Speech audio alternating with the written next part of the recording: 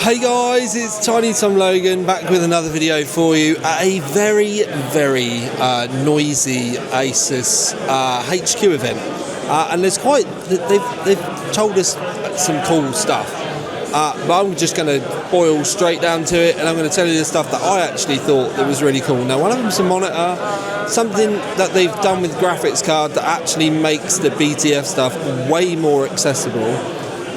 Minor thing that we might want to change. I reckon we should just crack on.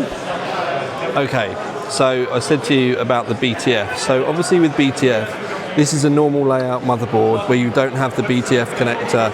This is a specific ASUS BTF motherboard with the connector. They obviously sell both, but I think what they're trying to do with this next thing is open up the fact that the graphics cards can be used on both, which also means you can use the ASUS BTF graphics cards on non-ASUS motherboards as well.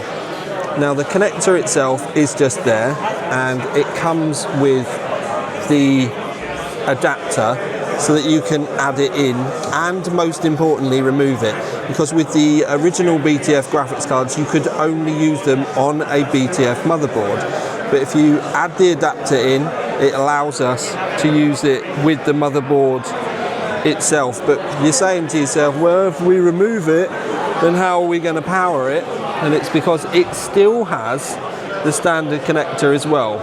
Now I'm going to say that I'm not entirely enthused that there isn't a cover or there isn't something specific to hide that standard connector, because I do think they need to do something with it. But it could be as simple as us 3D printing it. But I do think for ASUS they should have had a special cover with it. There should have been more to have hidden it. You can see the adapter here in use. Whoever built this system though needs shooting, because look, it's awful. They didn't even try and tidy the cables. Whoever built this did not like their job. But the connector's there, but you can see the bare section here. I do feel like we needed a special cover to go over this, just to have hidden it and tidied things up a little bit. They do have the graphics cards available in black as well, but it's exactly the same kind of layout.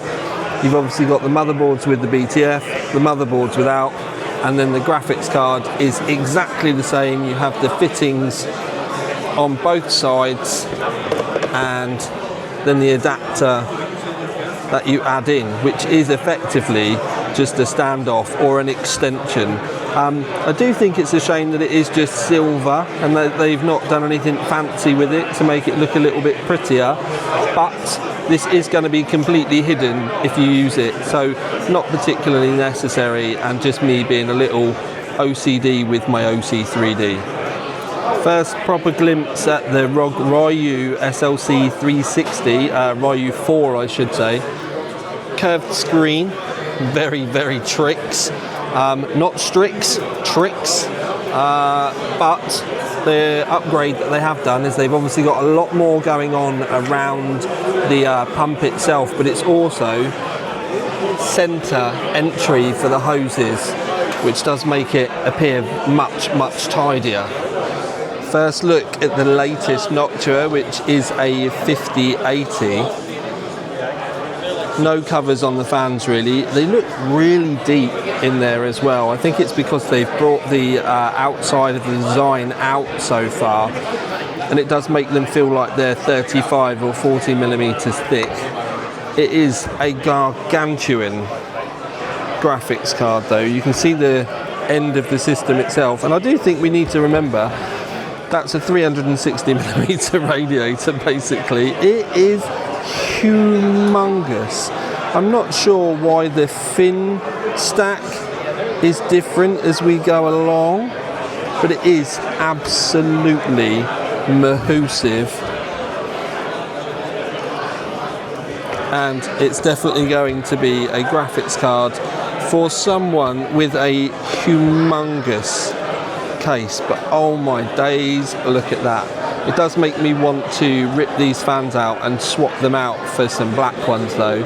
and I think there's a lot of chat to be had about modding this and getting some different colours going on if you're brave enough to rip your brand new graphics card apart. I'm going to be very quick because I don't want to wait too long for this one, but I've been waiting for a white router for ages. I think this is maybe the third time that I've seen a white ROG router. There's loads of AI features on it, there's 10G connectors, there's lots of self-optimizations that it can do. It's got a quad core, I think it was 2.4 gigahertz quad in it. It's a bit nuts, but obviously I love it because it's white, and I'm a big fan of the dead spider design. So I'm looking forward to seeing more on this and hopefully getting to test it in the not too distant future. There are also a selection of new Harp Ace mice and the new ROG Falcata keyboard, which is separate, or separatable I should say. You can split it down the middle so that you can just have the WASD section on your desk if you want, or you can keep the full thing. It literally splits down almost the middle, as you can see, but you can just run one side on it if you'd like.